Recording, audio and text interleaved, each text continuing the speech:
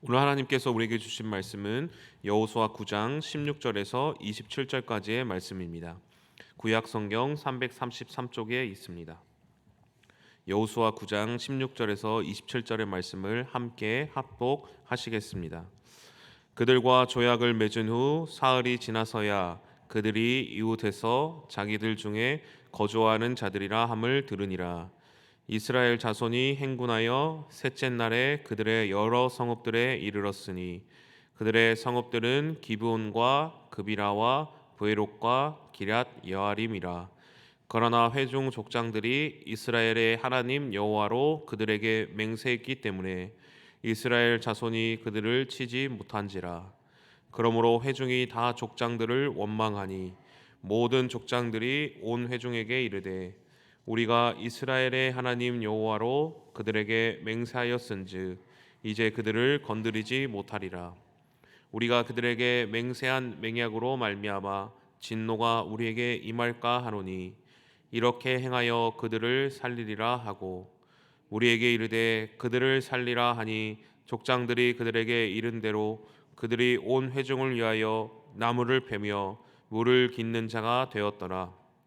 여호수아가 그들을 불러다가 말하여 이르되 너희가 우리 가운데 거주하면서 어찌하여 심히 먼 곳에서 왔다고 하여 우리를 속였느냐. 그러므로 너희가 저주를 받나니 너희가 대를 이어 종이 되어 다 내 하나님의 집을 위하여 나무를 베며 물을 깃는 자가 되리라 하니 그들이 여호수아에게 대답하여 이르되 당신의 하나님 여호와께서 그의 종 모세에게 명령하사 이 땅을 다 당신들에게 주고 이 땅의 모든 주민을 당신들 앞에서 멸하라 하신 것이 당신의 종들에게 분명히 들리므로 당신들로 말미암아 우리의 목숨을 잃을까 심히 두려워하여 이같이 하였나이다. 보소서 이제 우리가 당신의 손에 있으니 당신의 의향에 좋고 옳은 대로 우리에게 행하소서 한지라. 여호수아가 곧 그대로 그들에게 행하여 그들을 이스라엘 자손의 손에서 건져서 죽이지 못하게 하니라. 그날에 여호수아가 그들을 여호와께서 택하신 곳에서 회중을 위하여 여호와의 제단을 위하여 나무를 패며 물을 깃는 자들로 삼았더니 오늘까지 이르느니라. 아멘. 네, 우리 성도님들은 셈에 능하십니까? 셈을 잘하는 사람을 일컬어서 이제 셈이 밝다 이제라고 말을 하죠. 셈이 밝은 것은 무엇입니까? 딱 이것을 봤을 때 이게 나한테 유익하겠구나, 이게 나한테 손해겠구나라는 것을 선택할 수 있는 지혜가 있다는 것이 바로 이제 셈이 밝다라는 것이죠. 계산이 빨리빨리 된다라는 것이죠. 그리스도인들은 어떤 사람들입니까? 이 세상에서 가장 셈이 밝은 사람들이 그리스도인들인 줄로 믿습니다. 또 오늘 이 새벽 기도의 자리에 계신 모든 성도님들이 셈에 가장 밝으신 분들인 줄로 믿습니다. 왜 그렇습니까? 이 세상에서 가장 많은 좋은 것들이 있지만 이 새벽 이 아침부터 가장 좋으신 하나님을 선택할 수 있는 지혜가 있기 때문입니다. 세상 사람들은 우리를 보고 왜 신앙을 갖느냐, 왜 하나님을 믿느냐 의아해합니다. 이상하게 여깁니다. 시간도 아깝고 돈도 아깝고 또 내 에너지, 내 힘도 아까운 것입니다. 하나님을 향한 섬김의 모습이 세상 사람들이 보기에 기이하게 보이는 것입니다.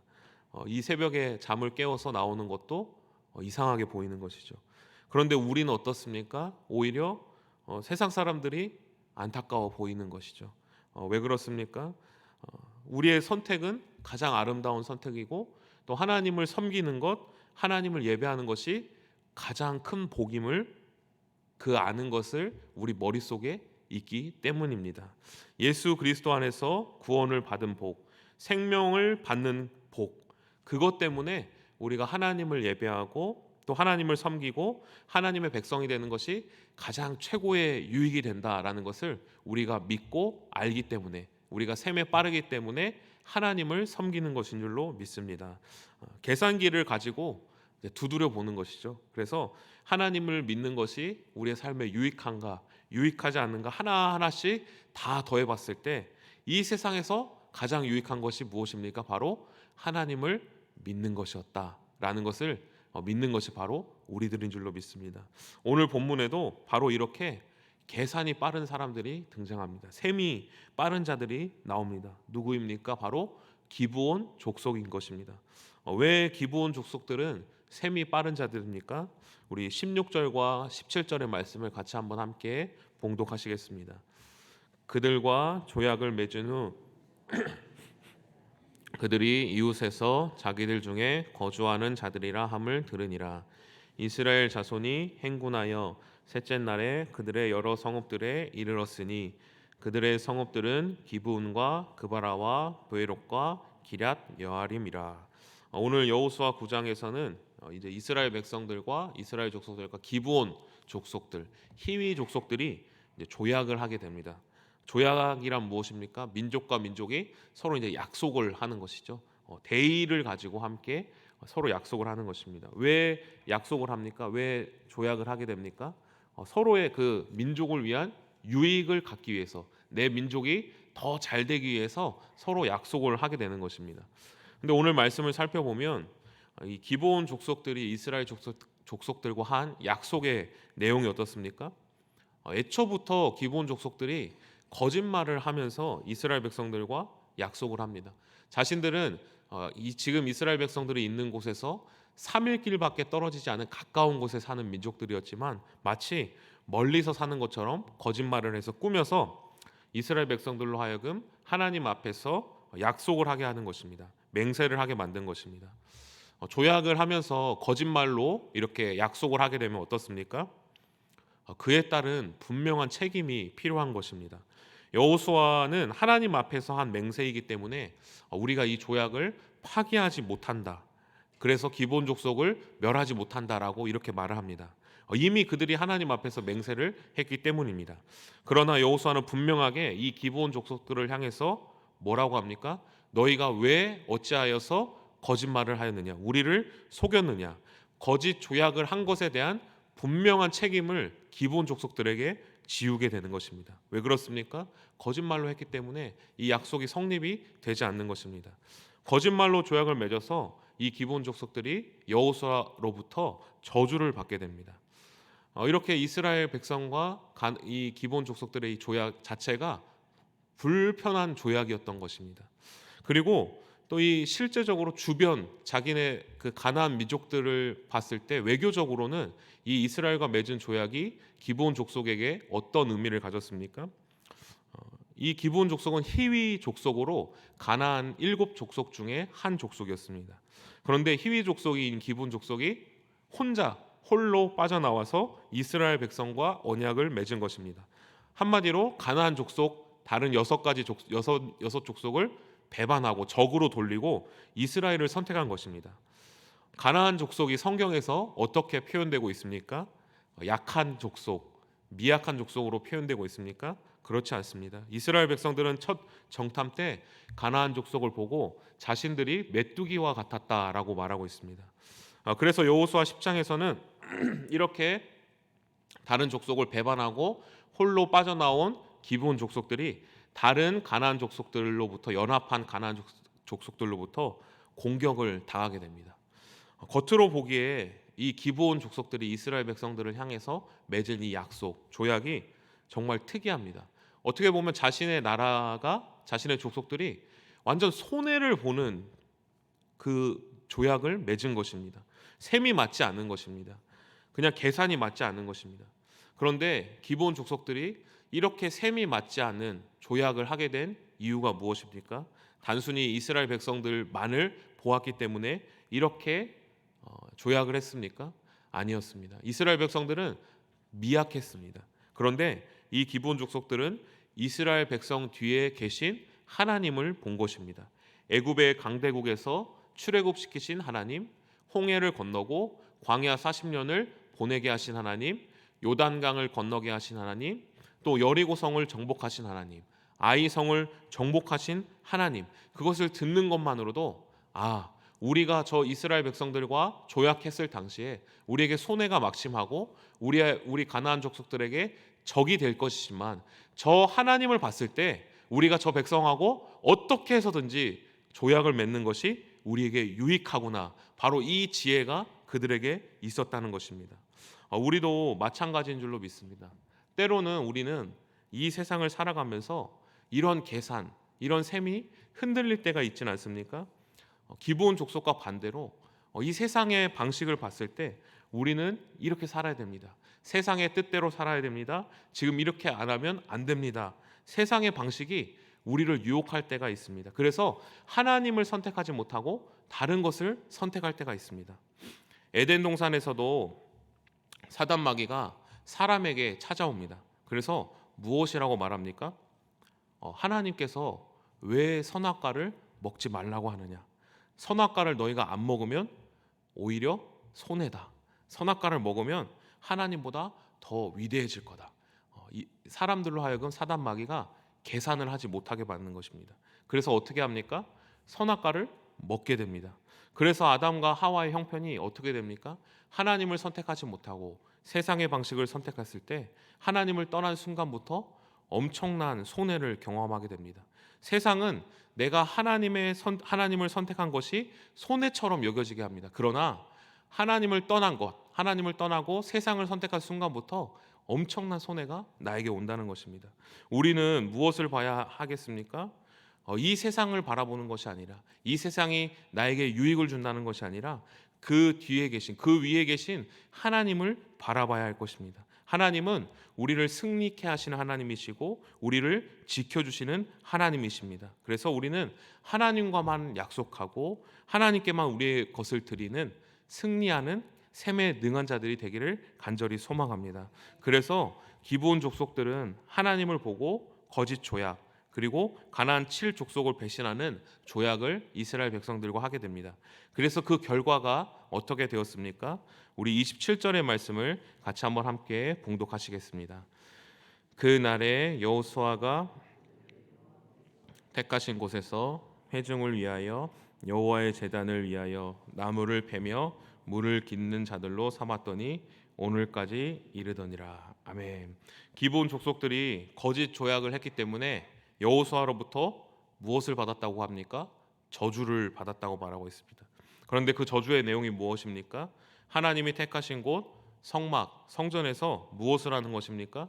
제물을 태우기 위한 나무를 준비하고 제물을 씻고 제사장들이 씻기 위한 물두멍에 물을 채우는 일을 하라는 것이었습니다. 그들이 하나님의 선택했을 때, 이스라엘 백성들과 함께 약속했을 때, 이 세상이 보기에 가장 천한 것, 가장 말단인 것, 미련해 보이는 것, 가장 낮은 것을 선택하게 되었습니다. 이 세상이 보기에 미련해 보이고 하나님만을 선택한 사람의 그 결국, 그 길이 어땠습니까? 가장 낮아 보이는 것을 가장 낮은 위치로 가는 것처럼 보였지만 이 사람들이 어떻게 되었습니까? 오늘 말씀에 오늘날까지 그들이 하나님의 성전과 성막에서 일을 하였다라고 말을 하고 있는 것입니다. 겉으로 보기에는 그들이 저주를 받은 것처럼 보였지만 하나님을 선택한 그 자들을 하나님이 지키시고 보존하셨다는 것입니다. 이 세상에서 가장 어이없는 선택을 하신 한 분이 계십니다. 바로 누구십니까? 예수 그리스도십니다. 하늘 보좌를 버리시고 낮고 낮은 이 땅에 오셨습니다. 아무런 죄가 없으셨으나 이 세상의 모든 죄를 짊어지고 십자가의 언덕에 올라가셨습니다. 예수님의 생애를 계산기로 두드려 봤을 때 우리의 생각, 우리의 이성으로 봤을 때 마치 손해인 것처럼 보입니다. 예수님은 온전히 하나님만을 선택하고 하나님만을 바라봤습니다. 그러나 모든 것이 다 손해처럼 보이는 것입니다. 그러나 예수님보다 지혜가 충만하신 분이 없었습니다. 예수님보다 셈이 밝으신 분은 없으셨습니다. 예수님은 하나님께만 모든 것을 걸었습니다. 그 결과가 무엇이었습니까? 겉으로 보기에 저주를 받은 것처럼 보였지만, 저주를 받아 나무에 못 박힌 것처럼 보였지만, 가장 낮은 자리로 간 것처럼 보였지만 하나님께서 그 예수님을 가장 높은 곳으로 올려주셨습니다. 예수님을 영광스럽게 하셨고 3일 만에 다시 살리시고 하늘 보좌 우편에 앉으셨습니다. 그리고 예수님으로 말미암아 모든 이 세상을 구원하셨습니다. 우리 모든 성도님들께서도 이 세상을 살아가면서 셈이 밝아지는 성도님들 되시기를 간절히 소망합니다. 그것은 이 세상의 방식이 아무리 좋아 보이고 그것이 나를 높여주는 것처럼 보이고 그것이 나를 안전하게 만들어주는 것처럼 보일지라도 그것이 아닌 하나님의 방식을 따르고 때로는 그것이 나에게 손해처럼 여겨질지라도 끝까지 하나님만을 붙잡고 나아가는 것인 줄로 믿습니다. 기브온 민족이 그렇게 했습니다. 이스라엘 백성과 조약을 맺어서 손해보는 것처럼 보였지만 하나님이 그들을 보존하시고 지키셨습니다. 예수님도 하나님의 말씀대로 살아갔을 때 가장 낮은 위치로 내려갔지만 하나님이 예수님을 가장 높은 곳으로 올려주셨습니다. 오늘도 우리가 이 세상의 방식을 따라 사는 것이 아니라 하나님을 따라 살아갈 때 때로는 손해보는 것 같고 때로는 우리가 낮아지는 것 같지만 하나님께서 반드시 우리를 구원하여 주시고 보전하여 주시고 지켜주시고 저 마지막 날에는 우리를 저 영광스러운 천국으로 인도하여 주실 줄로 믿습니다. 그것을 믿고 나아가는 우리 모든 성도님들 되시기를 간절히 소망합니다. 기도하시겠습니다. 하나님 아버지, 세상은 하나님의 뜻대로 살아가는 것이 손해라고 미련한 것이라고 말합니다. 그리고 때로는 실제로 하나님의 말씀대로 살아가는 것이 너무나도 어렵고 손해처럼 여겨질 때가 있습니다. 그러나 하나님의 말씀대로 살아가는 것이 우리의 삶에 가장 풍성한 생명과 삶을 주시는 것임을 믿습니다. 우리가 좌로나 우로나 흔들리지 않고 오직 하나님만을 붙들고 살아갈 수 있도록 인도하여 주옵소서. 예수님의 이름으로 기도합니다. 아멘. 다 함께 주님께서 가르쳐준 기도하겠습니다. 하늘에 계신 우리의 아버지, 아버지의 이름을 거룩하게 하시며 아버지의 나라가 오게 하시며 아버지의 뜻이 하늘에서와 같이 땅에서도 이루어지게 하소서. 오늘 우리에게 일용할 양식을 주시고 우리가 우리에게 잘못한 사람을 용서하여 준 것 같이 우리 죄를 용서하여 주시고 우리를 시험에 빠지지 않게 하시고 악에서 구하여 나라와 권능과 영광이 영원히 아버지의 것입니다. 아멘. 우리 이 시간 계속해서 기도하실 때 오늘 주신 말씀 붙들고 먼저 기도합니다. 우리의 인생이 오직 하나님만을 선택하고 하나님 보시기에 기쁜 인생 될 수 있도록, 그래서 때로는 우리의 삶이 손해보는 것 같지만 하나님만이 우리를 지키시고 보호하여 주신다는 것을 기억하며 하나님만을 붙들고 나아가는 오늘 하루 될 수 있게 해달라고 함께 기도하겠습니다. 또 성령으로 충만하게 하셔서 오늘도 마땅히 기도할 바를 알게 하시고 이를 통해 모든 것을 합력하여 선을 이루시는 하나님을 경험할 수 있도록 함께 기도합니다. 또 선교사님들에게 성령 충만과 영적인 분별력을 허락하여 주시고 또 그 땅에 하나님을 예배하는 예배가 세워지게 하시고 모든 열방이 주님께 돌아오는 구원의 날이 올 수 있도록, 또 우리 교회에서 한 주간 진행될 모든 사역들이 또 지역사회의 선한 영향력으로 이어질 수 있도록, 또 전쟁과 테러가 종식되고 복음 선교에 막힘이 없게 하시고 온 세계와 열방에 하나님의 평화가 찾아올 수 있도록 이 시간 주님의 도우심을 간구하며 함께 기도하겠습니다. 하나님 아버지, 은혜를 감사드립니다. 부족한 종 주님께서 세우셨습니다. 하나님 아버지, 오늘 이 시간 우리가 하나님만을 선택하게 하여 주시고 세상의 방식, 세상의 뜻과 세상과 조약하지 않고 하나님과 조약하고 하나님과 약속할 수 있도록 도와주옵소서. 하나님, 때로는 그것이 우리에게 아주 큰 손해를 가져올 수 있지만 하나님, 그것이 우리를 살리는 것임을 기억하고 그것이 우리의 생명을 보존하는 것임을 기억하고 하나님만을 바라보며 나아갈 수 있도록 주님 인도하여 주옵소서. 오늘 이 하루도 성령으로 충만하게 하시고 오늘도 마땅히 기도할 바를 알게 하시고 이를 통해 모든 걸 합력하여 선을 이루시는 하나님 경험할 수 있도록 인도하여 주옵소서. 하나님, 우리가 교회가 섬기고 있는 선교사님들 성령으로 충만하게 하시고 영적인 분별력 허락하여 주시고 예배가 세워지게 하여 주옵소서.